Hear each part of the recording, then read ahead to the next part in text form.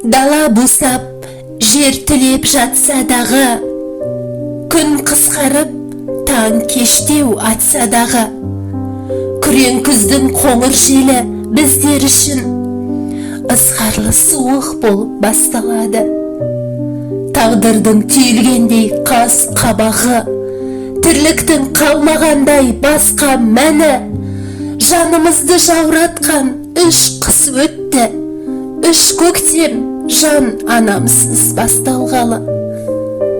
6 айдың жүзі болды содан бері, әкешімнің жайлы болсын жатқан жері, қаншама бар еді ғой армандары, қалай ғана таусылды атқан таңы. Көрінсек те, сыртта еш өзгерусіз, қарауға мүмкін емес көзге мұңсыз, тым ұзақ